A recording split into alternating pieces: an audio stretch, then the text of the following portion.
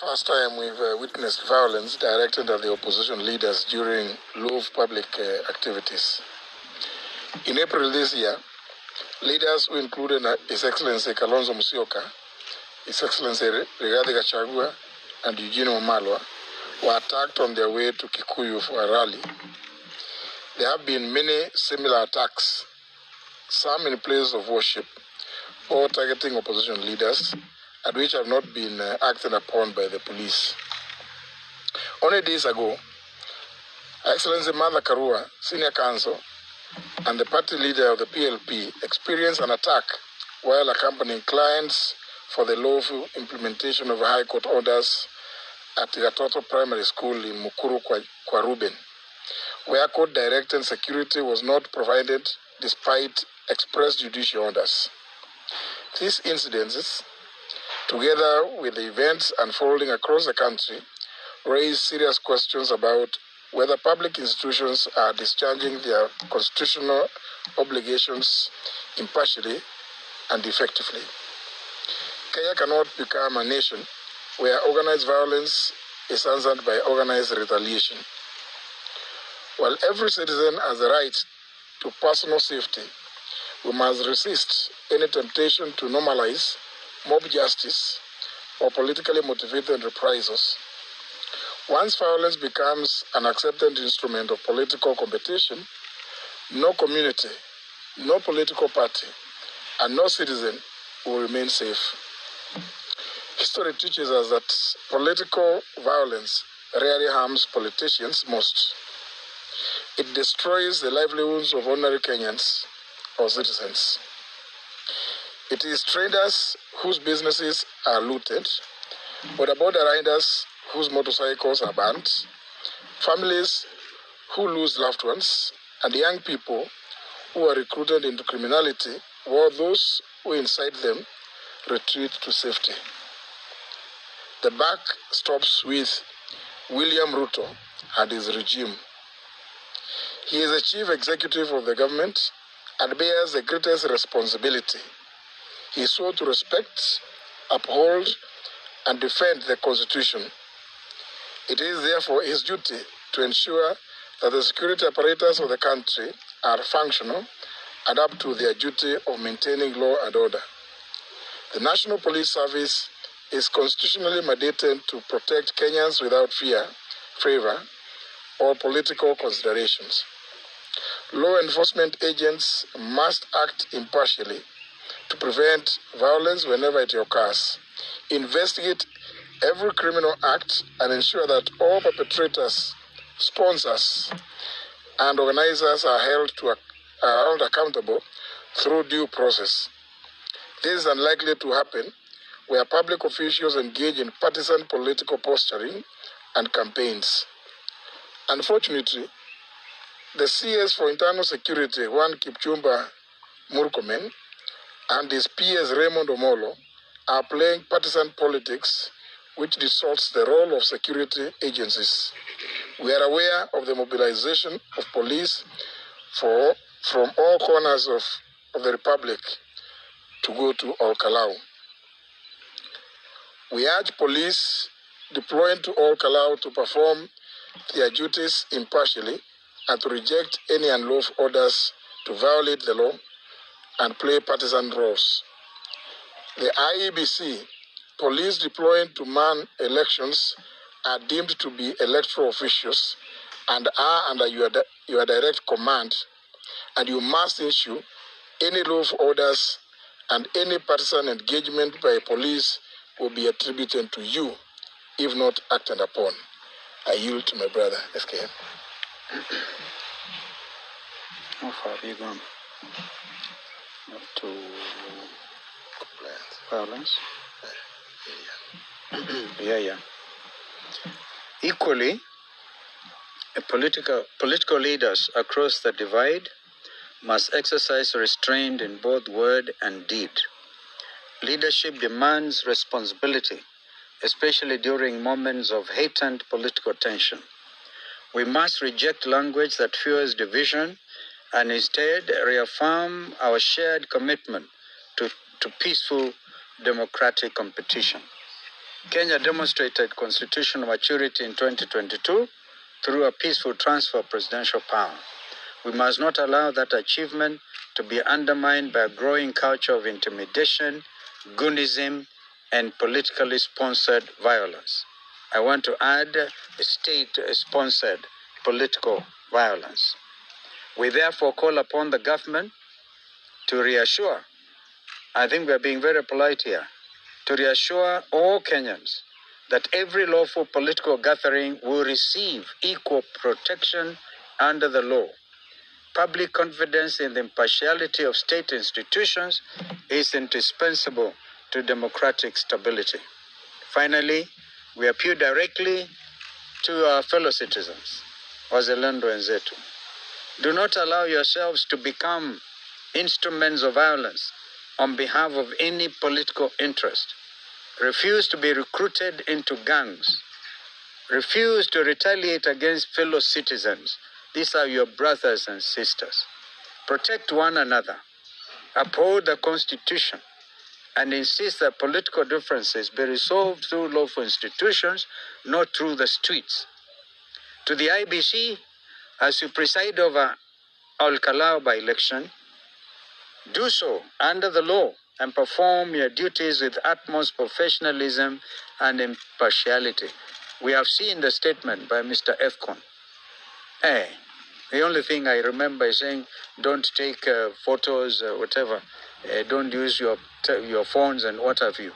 This for Mr. Efcon. We're telling it to you directly and your team.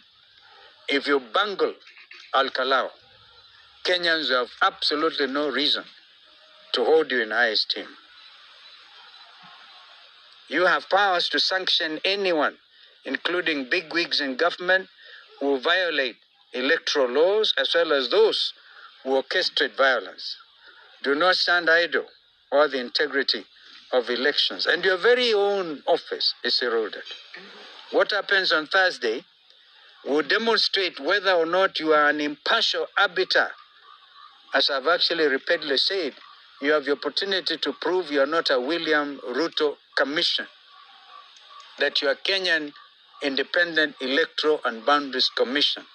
And secondly, your capacity to hold a free and fair and credible general election will actually be put to test on Thursday. Kenya belongs equally to those who govern today and to those who aspire to govern tomorrow. We reiterate, the alternative united government. Let us therefore choose peace over provocation, law over lawlessness, and national unity over political division.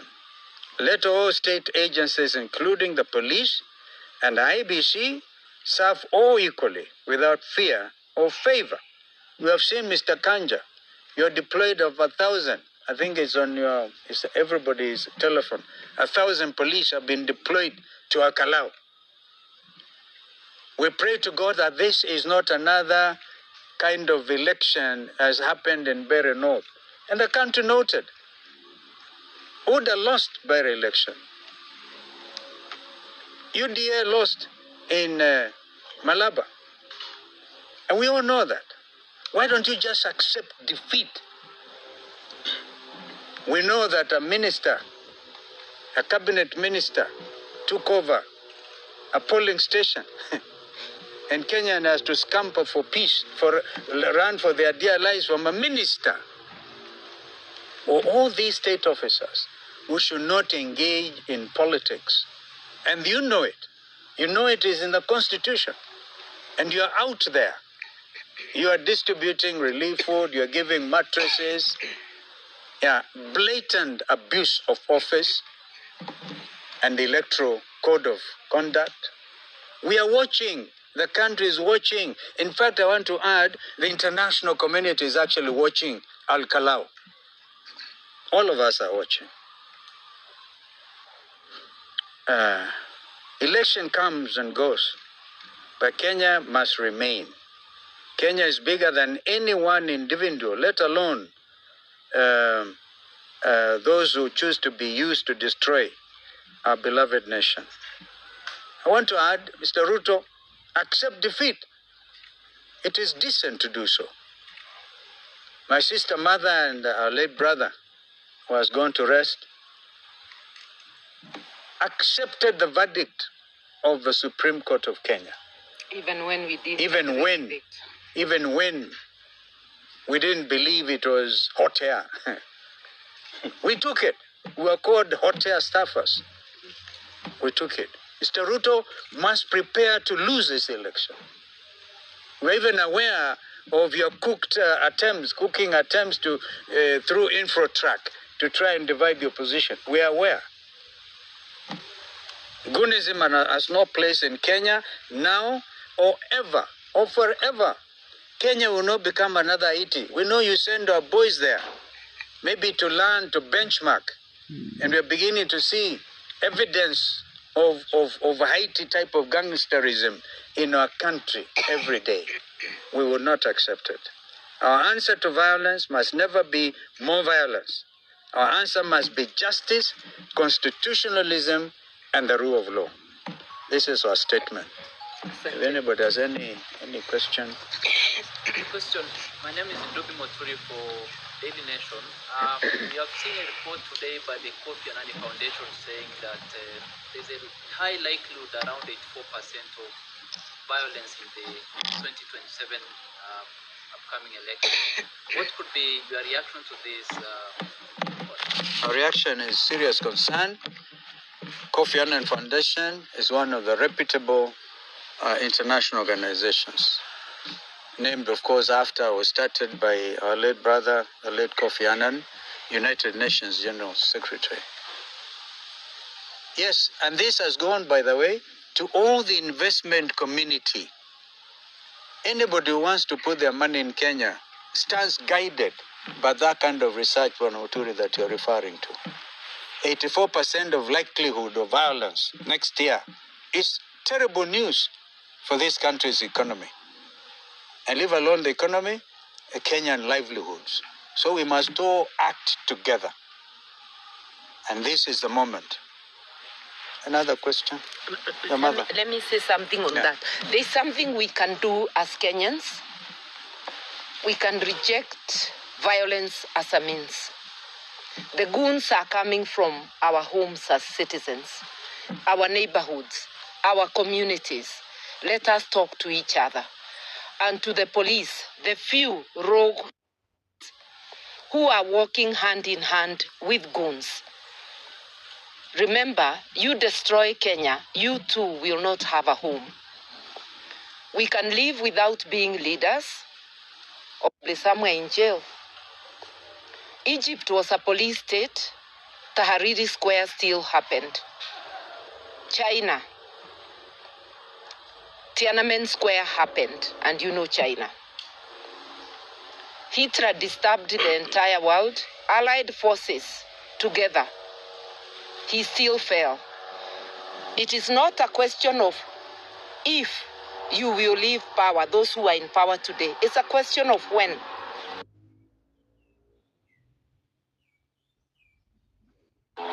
And we preserve our homeland so that in or out of power, you have a place.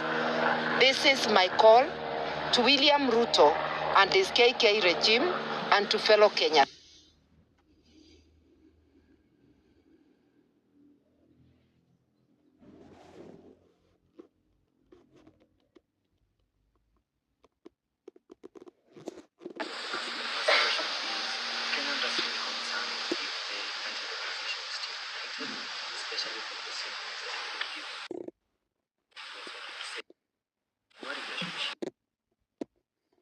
And maybe my may have better answers.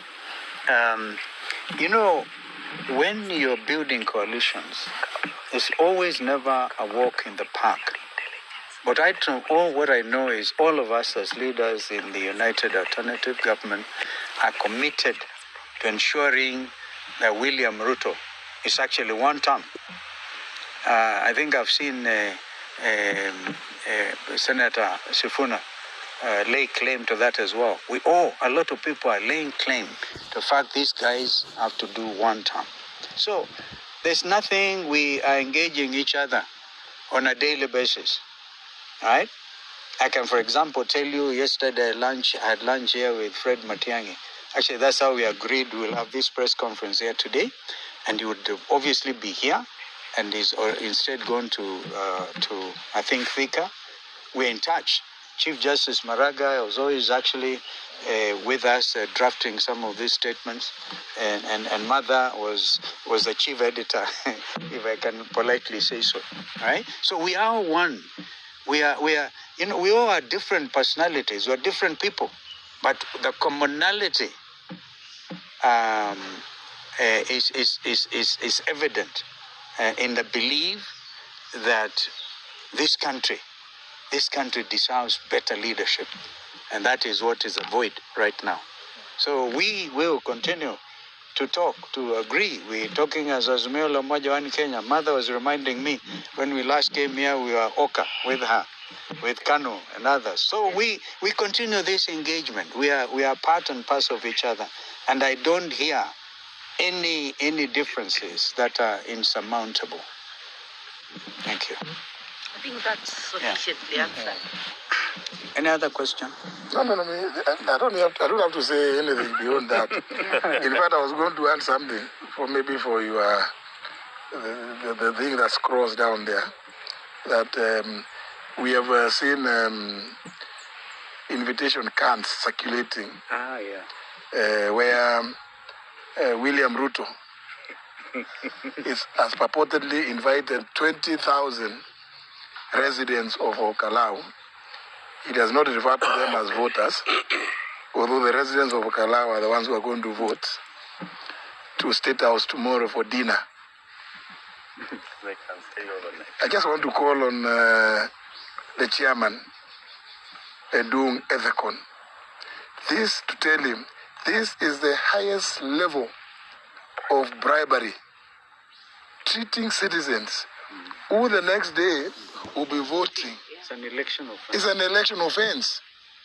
This William Ruto must be reminded, and we've said it in the statement, what you saw at Kasarani, that you will uphold, protect, and defend the Constitution, among other things, is to defend it against crimes, heinous crimes like bribery, bribing citizens.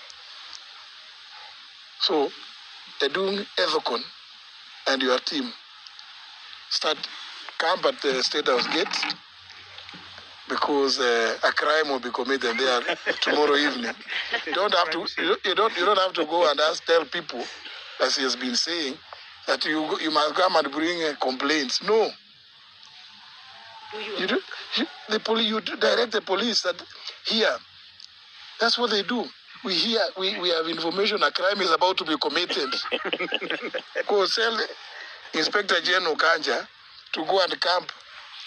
And indeed he has a team of commissioners who deal with code of conduct enforcement.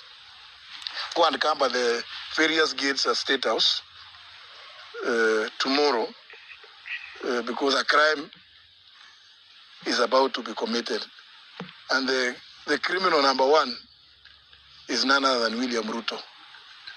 Just to emphasize to William Ruto, some of these things as he's doing are being documented by many of us.